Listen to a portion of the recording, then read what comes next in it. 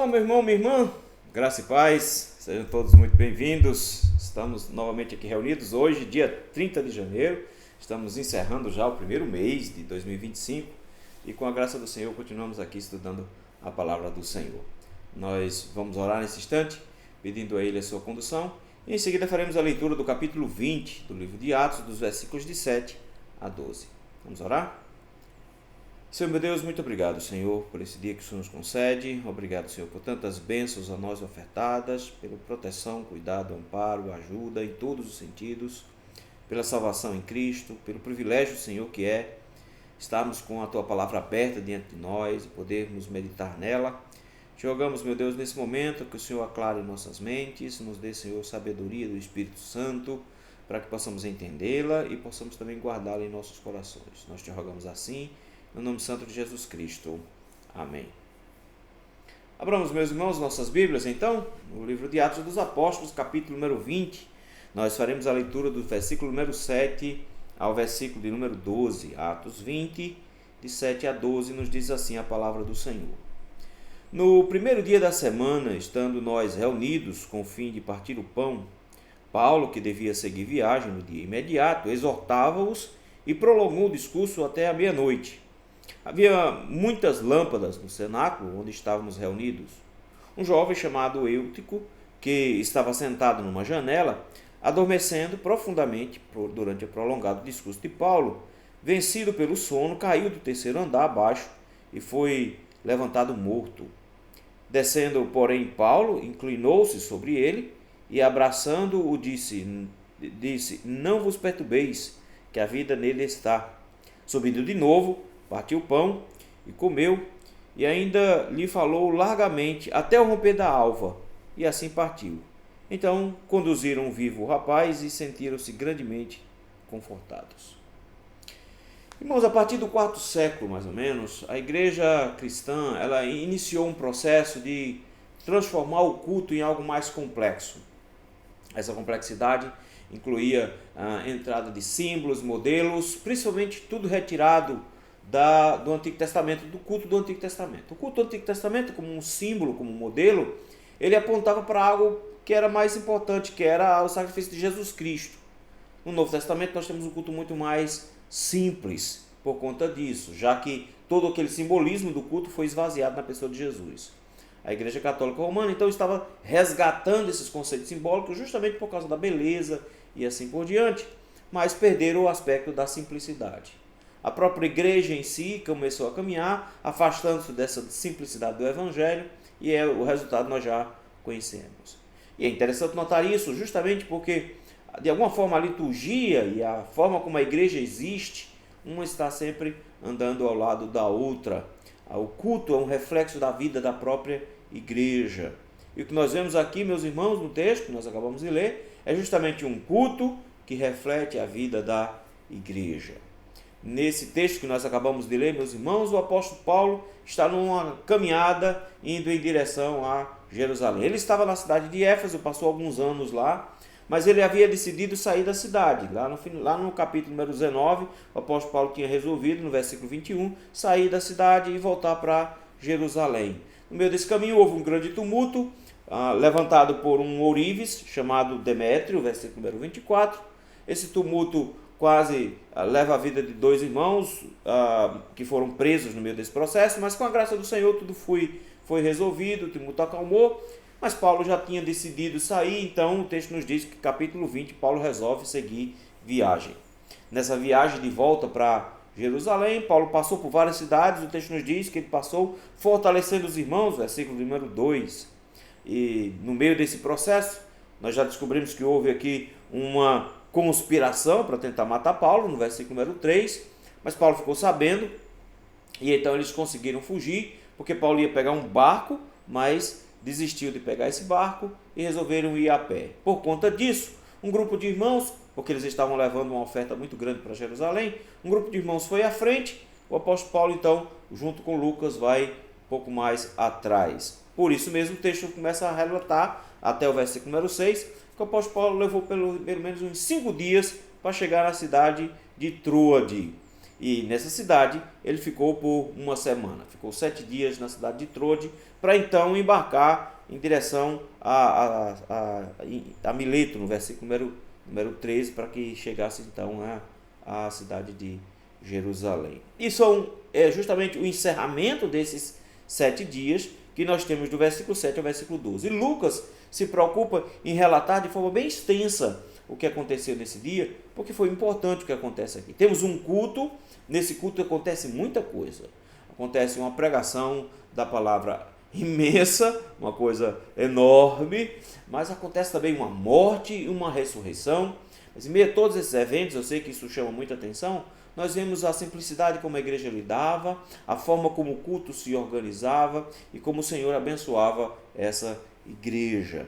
E é justamente o que eu gostaria de ver com os irmãos hoje, essa simplicidade do culto, apontando para a simplicidade dessa igreja, uma coisa relacionada à outra. O texto, meus irmãos, nos mostra pelo menos 3 características dessa igreja expressas durante esse culto. A primeira característica é o amor que eles têm pela palavra. Versículo número 7 nos diz que era o primeiro dia da semana. Alguns comentaristas têm alguma dificuldade, porque, por exemplo, quando se contava o dia a partir quando escurecia, 6 horas da noite, só se contava o dia seguinte. Então, alguns pensam que o que está acontecendo aqui é que tinha se passado o dia de sábado, após as 6 horas da noite, inicia-se então já o primeiro dia da semana, já se inicia o domingo. Então, seria depois do dia de sábado, à noite, e esse evento aqui está acontecendo à noite, então se pensa que foi então a noite do sábado para o domingo.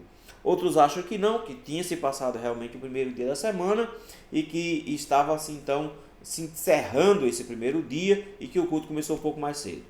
A discussão é um pouco complicada porque nós não sabemos que hora o culto começou. O texto diz que hora o culto já estava rolando, meia-noite, e ainda estava na metade do culto, e o culto durou a noite inteira. Então nós não sabemos que hora começou. Mas o texto é muito claro dizendo que não foi no sábado que eles estavam reunidos. Então, mesmo que tenha sido à noite, a igreja começa a entender que deveria se reunir no domingo. Que é a primeira vez que vai haver esse relato no texto, dizendo que a igreja estava reunida no primeiro dia da semana. É a primeira vez que aparece no livro de Atos, mas nós vamos ver isso se repetindo, para mostrar que a igreja entendeu de que não importa, não era necessariamente o nome do dia, mas era uma referência direta. Primeiro, a ressurreição de Jesus, que ressuscita no primeiro dia da semana, então a igreja passa a se reunir no dia em que Jesus ressuscitou, e um dia em 7 era o domingo, também não faria diferença.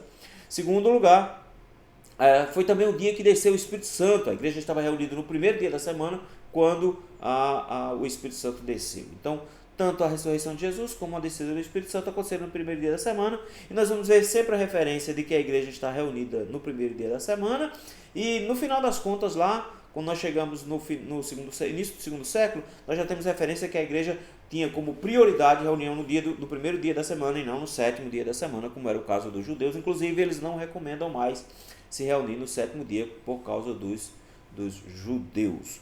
O texto nos mostra então um hábito dessa igreja. E aí fica aquela dúvida do pessoal: no sábado é o dia do Senhor. Naquela época, meus irmãos, não havia distinção. O grego e o romano não fazia distinção entre dias da semana. Todo dia era dia de trabalho. Então não existia um dia de folga. Inclusive os judeus iam ser alvo de zombaria porque perdiam um dia na semana, perdiam um dia sem trabalhar. E eles achavam que isso era desperdício. A igreja cristã ela vai fazer a mesma coisa, mas ela vai usar um segundo dia, ela vai usar o primeiro dia da semana, que vai ser o sábado cristão, que vai ser conhecido mais tarde como o dia do Senhor, justamente por causa do dia da igreja adorar ao Senhor. O primeiro dia da semana é um domingo, a igreja está reunida, versículo número 7, o Lucas vai dizer que ela está reunida com o propósito de partir o pão. Nós voltamos para esse assunto daqui a pouco. Mas o grande foco aqui, meus irmãos, é a pregação da palavra. Porque no versículo 7 diz que Paulo deveria seguir viagem no dia seguinte, ou seja, na segunda-feira, Paulo deveria iniciar a viagem. Então é a última chance que essa igreja tem de ouvir o apóstolo Paulo. Paulo já passou por Trode na sua segunda viagem. Quando Paulo estava iniciando a sua segunda viagem, chegando em Trode, ele pretendia pregar o evangelho ali, mas ali ele teve uma visão, os irmãos estão lembrados, ele teve uma visão de um homem macedônico dizendo para ele passar para Macedônia. Então ele, ao invés de pregar na cidade de Trode, já segue em direção à Macedônia, foi o plano do Senhor na segunda viagem que ele pregasse na região da Macedônia.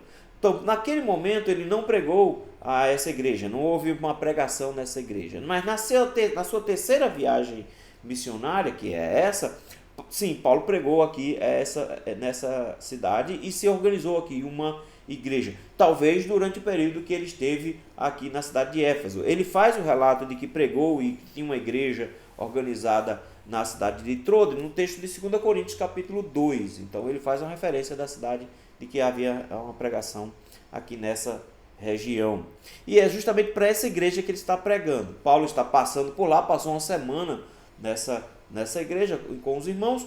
No dia do culto, eles estavam reunidos para celebrar a ceia do Senhor e Paulo então tinha a responsabilidade de pregar. Mas é interessante ver, meus irmãos, primeiro, a preocupação de Paulo em aproveitar cada minuto com esses irmãos para instruí-los. Segundo, a atenção que esses irmãos têm pela pregação da palavra, o cuidado, a sede que eles possuem.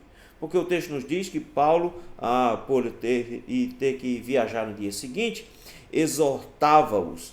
Paulo estava consolando os irmãos, animando os irmãos, fortalecendo os irmãos, repreendendo em alguns aspectos. Paulo estava pregando a palavra no versículo número 7, mas o texto diz que Paulo prolongou o discurso até a meia-noite.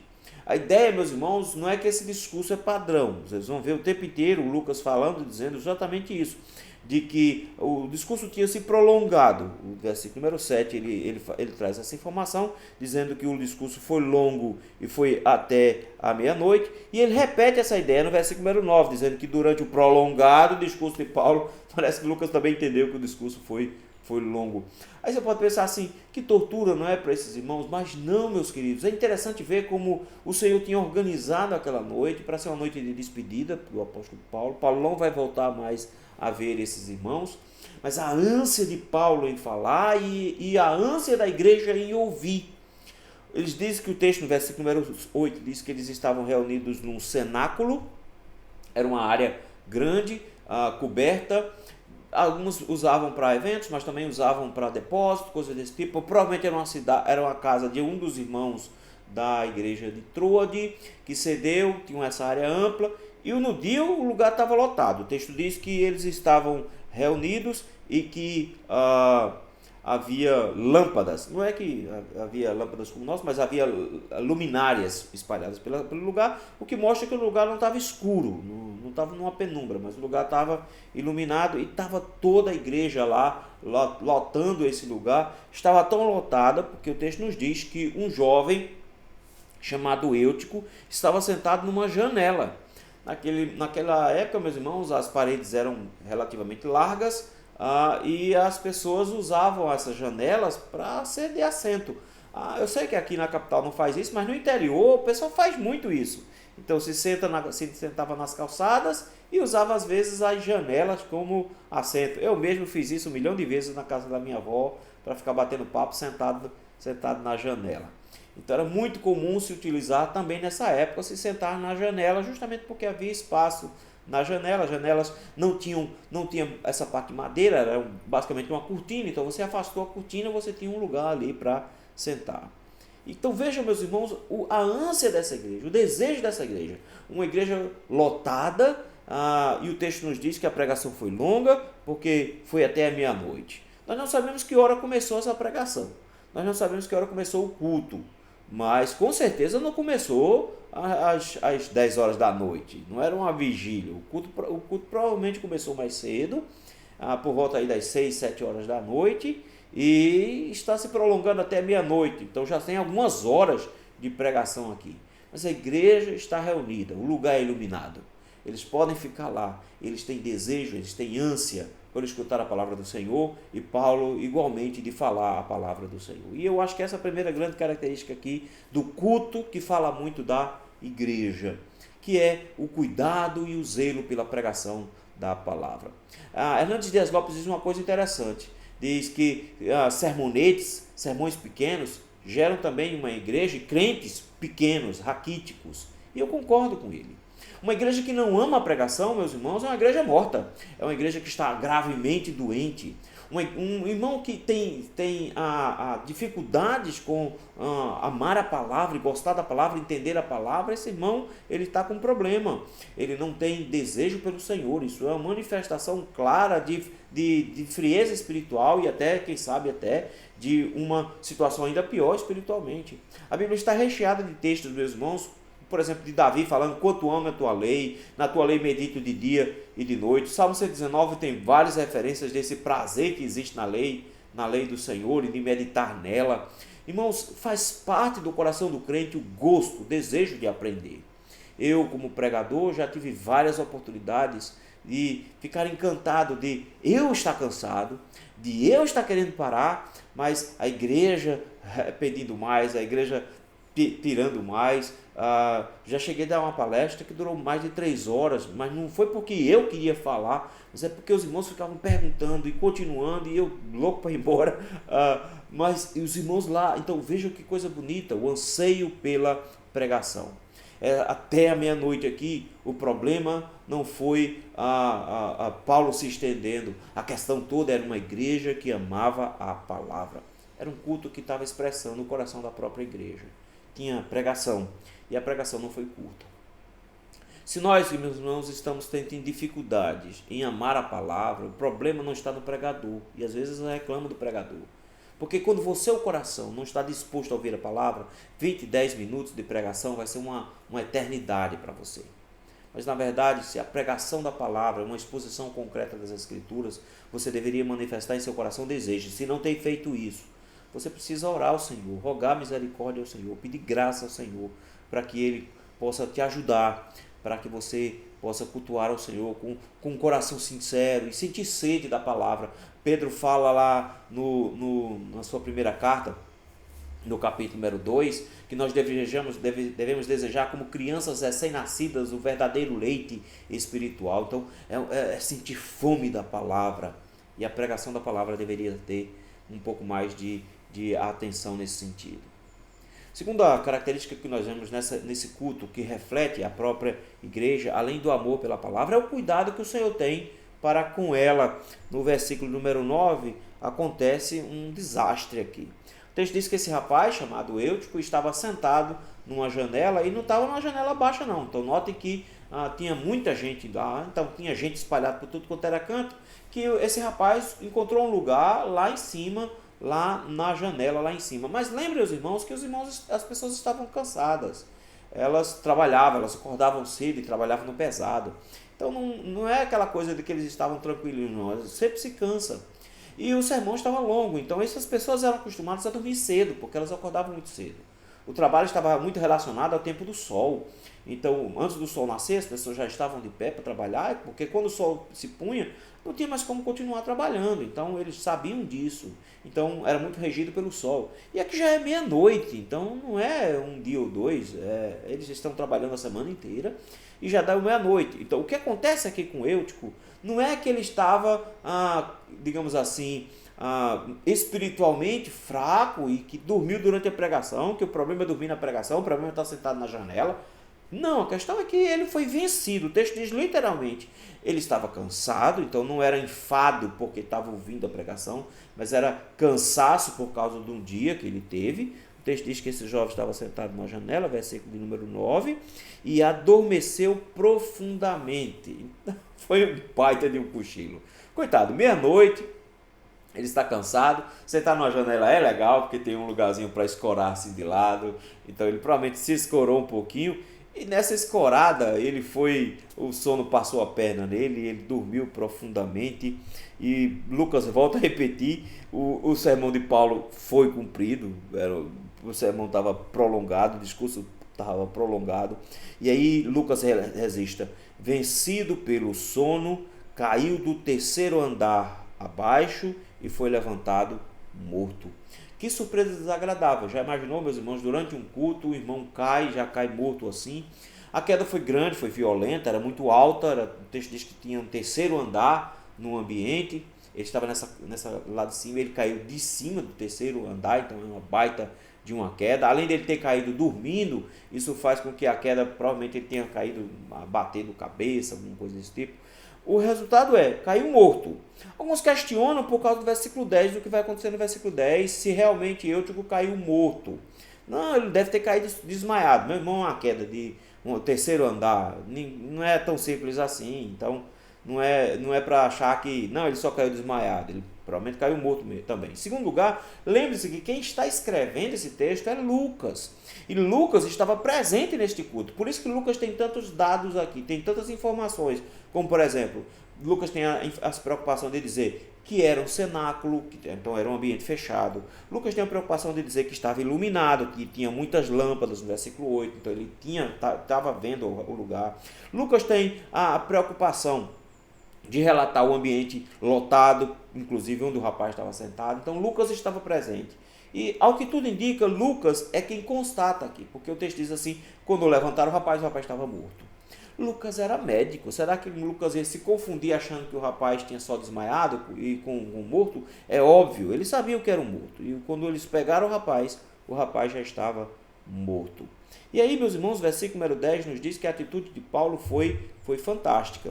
Porque o texto faz assim, diz assim que Paulo viu o rapaz caído e provavelmente começou um tumulto, né? O culto estava acontecendo, Paulo estava pregando, todo mundo dando atenção, de repente aquele barulho de alguém caindo, todo mundo se levantando, barulho, todo mundo falando ao mesmo tempo, indo para cima, talvez alguém gritando. A pregação acabou, né?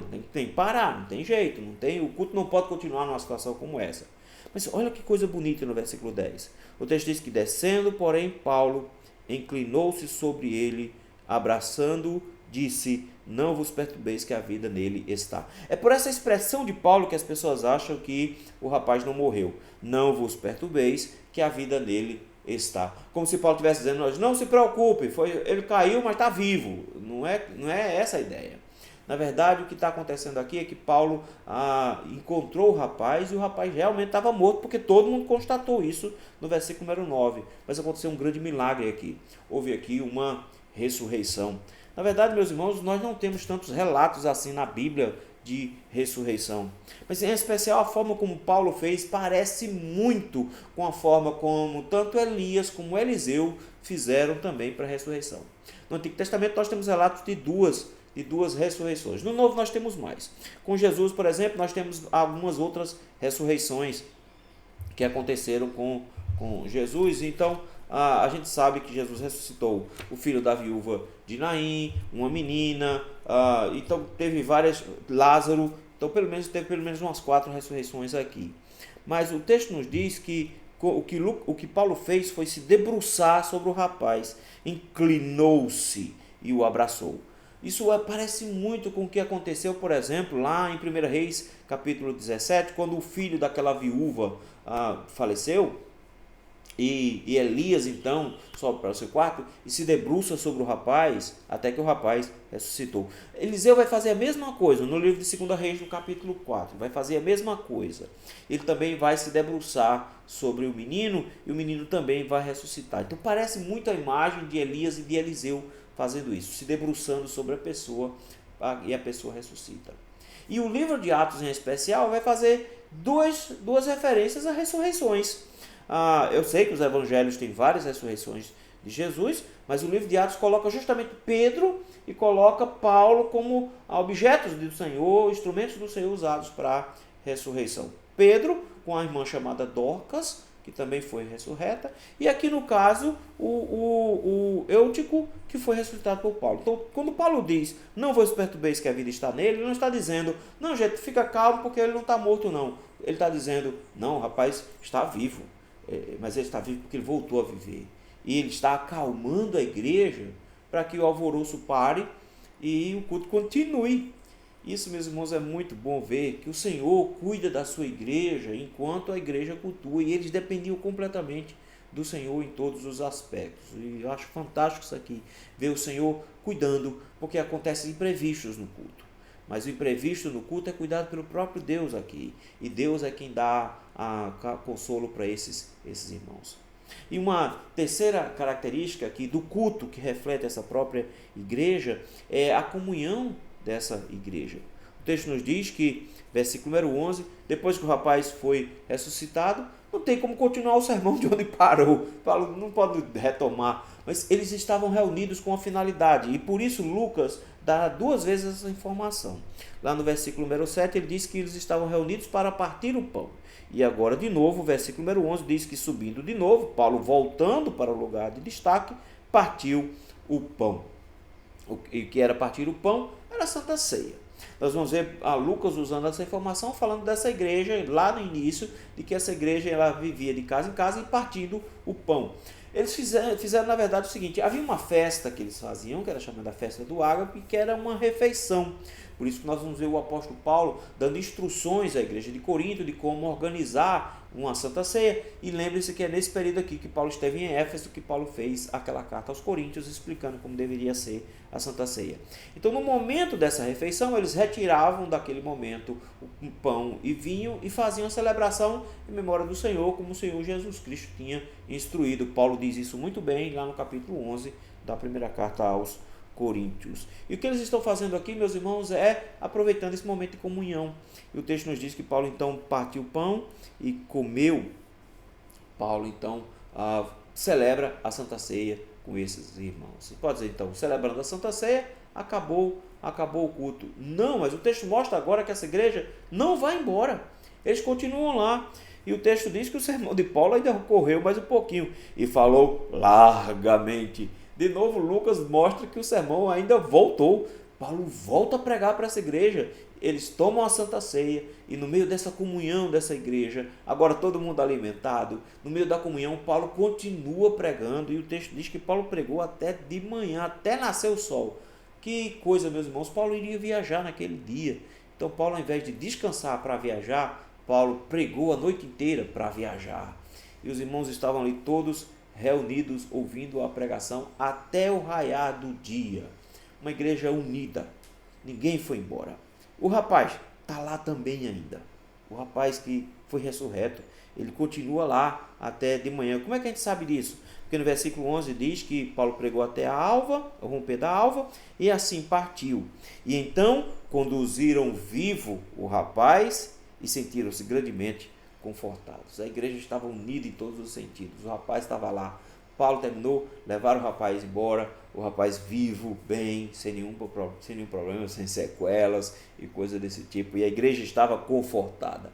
Confortada porque eles estavam alimentados espiritualmente pela palavra, eles tinham visto o cuidado do Senhor e eles tinham visto a comunhão da igreja com o Senhor durante uma noite inteira. Foi uma noite de festa para essa igreja, um culto abençoado com pregação, um culto abençoado com a Santa Ceia, um culto abençoado com a própria presença do Senhor marcada por meio de um milagre. Que bênção, meus irmãos, a igreja em comunhão. Essa comunhão dos crentes, meus irmãos, é excepcional, é especial. Mostra como o culto ele é diretamente ligado a essa união da igreja. A igreja desunida não cultua. O culto da igreja ela é um reflexo direto da forma como a igreja vive. Uma igreja intrigada, brigando, o culto se desmancha. Essa reunião de intrigas, que era o que acontecia com a igreja de Corinto, é recriminada por Paulo. Paulo diz que quando ele se reuniu, não era para o Senhor e para a bênção, mas pelo contrário, eles estavam, na verdade, só arranjando confusão. Essa igreja aqui é o contrário da igreja de Corinto. Ela está reunida, partindo o pão, em comunhão com Deus, celebrando a Santa Ceia, todos confortados, animados, um ao lado do outro. A união da igreja, meus irmãos, é uma bênção e reflete diretamente nesse culto. E o culto dessa igreja mostra como essa igreja era uma igreja unida. Olhando para o culto dessa igreja, nós conseguimos enxergar a própria igreja. Nesse sentido, meus irmãos, eu gostaria de olhar também para a nossa igreja, tanto pelas características que nós deveríamos manifestar, como o culto que nós deveríamos apresentar como consequência dessa característica. Em primeiro lugar, é óbvio, nós precisamos nos lembrar da importância da pregação da palavra e da valorização da pregação da palavra. Igrejas hoje cantam demais. E cantam, porque eles entendem que o culto é uma apresentação teatral para Deus, como se Deus estivesse sentado no trono assistindo e a gente fazendo a nossa encenação. Não é assim que funciona o culto ao Senhor, meus irmãos. O culto ao Senhor é um diálogo e o próprio Deus participa do culto.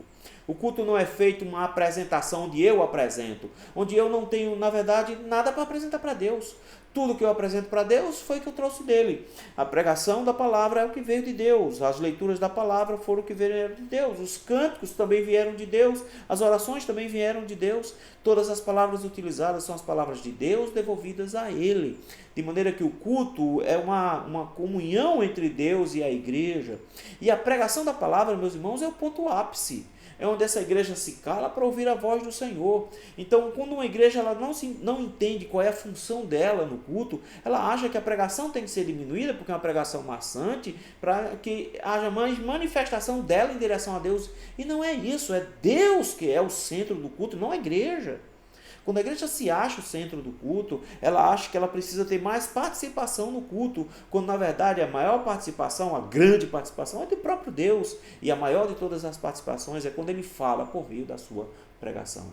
Uma igreja que não ama a pregação, uma igreja que se enfada com a pregação, uma igreja que detesta o tempo de pregação utilizado, essa igreja manifesta, na verdade, meus irmãos, uma falência espiritual, uma frieza espiritual e talvez até uma morte espiritual.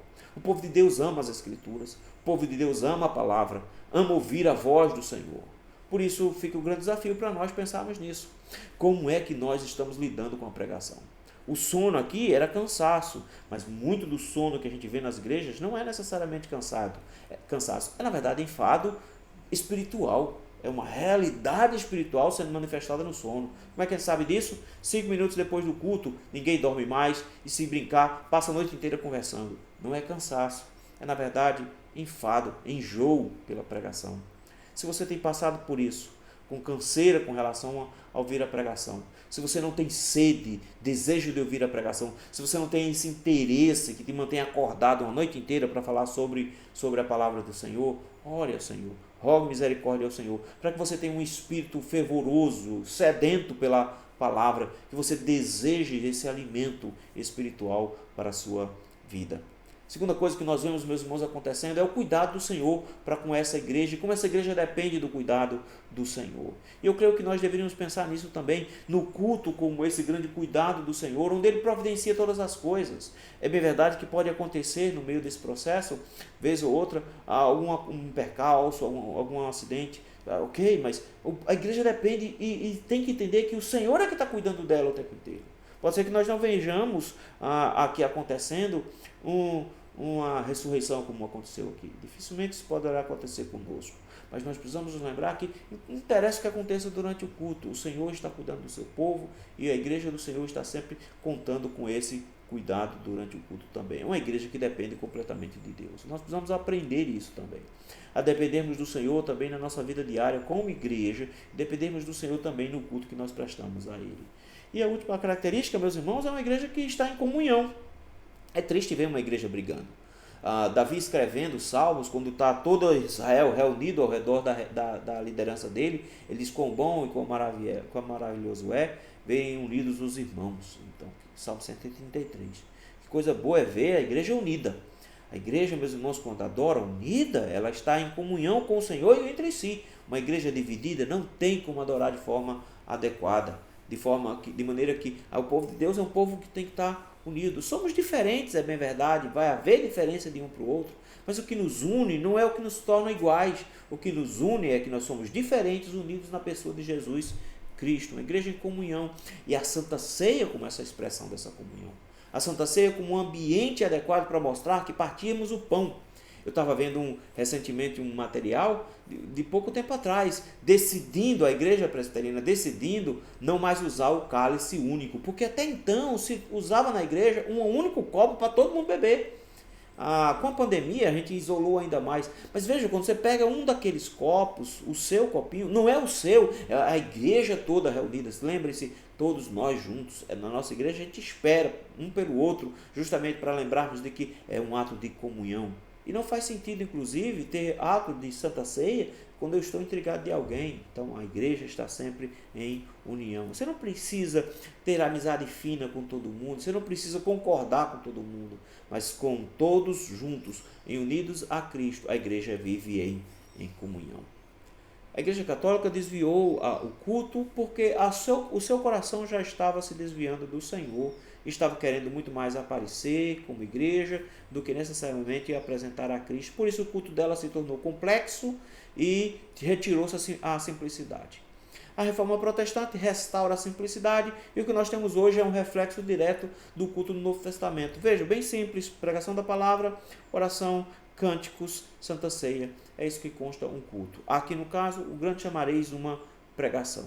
Precisamos dessa simplicidade para mostrar que a Igreja do Senhor não precisa de pompa em circunstâncias, mas precisa somente refletir em seu culto quem ela realmente é. No caso aqui, uma igreja que ama a palavra, uma igreja que é cuidada pelo Senhor, uma igreja que tem comunhão.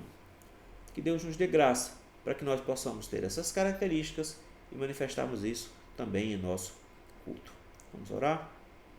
Dá-nos graça, Senhor, nesse momento, para que possamos, meu Deus, aplicar isso em nossas vidas. Faz com que nossas igrejas, Senhor, sejam expressões concretas desse amor pela palavra, do cuidado do Senhor, uma expressão concreta dessa comunhão que nós precisamos apresentar. Faz-nos unidos ao Senhor e adoradores verdadeiros, em espírito e em verdade, para que o seu nome seja glorificado por nosso intermédio. Nós te rogamos assim, no nome santo de Jesus Cristo. Amém. Queridos, muito obrigado pela companhia, cada um de vocês. Obrigado por sempre estar conosco, ouvindo, escutando e aprendendo um pouco mais da palavra do Senhor. Não se esqueça de, antes de sair, dar o seu joinha ali, isso ajuda muito o canal. Compartilha também com outras pessoas esse estudo. É só clicar ali no compartilhar e você pode jogar, por exemplo, um link para o Instagram, pode jogar o link para o seu WhatsApp e assim por diante. Ajuda o nosso canal, assim a palavra do Senhor pode ser propagada para outras pessoas também. Se está passando aqui pela primeira vez, esse é o canal da Igreja Presbiteriana do Largo da Paz. Você vai encontrar aqui uma série de estudos, caso você tenha interesse em estudar um livro em específico. Tem vários livros que nós já fizemos os estudos ou pregações completos nele. Você pode dar uma olhada aqui também, te ajudar no estudo particular. Ou então nos seguir aqui, direto já no livro de Atos. Nós estamos na metade, mas você pode continuar. Então, toda quinta-feira nós estamos estudando um texto bíblico aqui, sempre em sequência, sempre continuado. Por isso, se inscreve no nosso canal, aciona as notificações para que você receba sempre o aviso de quando nós tivermos um novo vídeo no canal e você decide se você quer assistir presencial, como é no caso dos domingos, ou se você quer assistir em outro momento, quando você estiver mais tranquilo. Se você é aqui de Recife, nós convidamos você a conhecer a nossa igreja. Fica ali, lá na rua Motocolombó, do ladinho da praça do Largo da Paz, um pouco antes da ponte Motocolombó. Nós temos culto lá todo domingo, às 9h30 da manhã, e em seguida nós temos a escola dominical, e à noite nós temos às 6 horas da noite, culto com a graça do Senhor. Nesse final de semana, nós teremos também culto com Santa Ceia, às 6 horas da noite. Você é nosso convidado, ficaremos muito felizes em recebê-los na nossa igrejinha também, tá bom? Nós ficamos por aqui e voltamos para a próxima quinta, se assim o Senhor nos permitir. Até lá, tchau, tchau.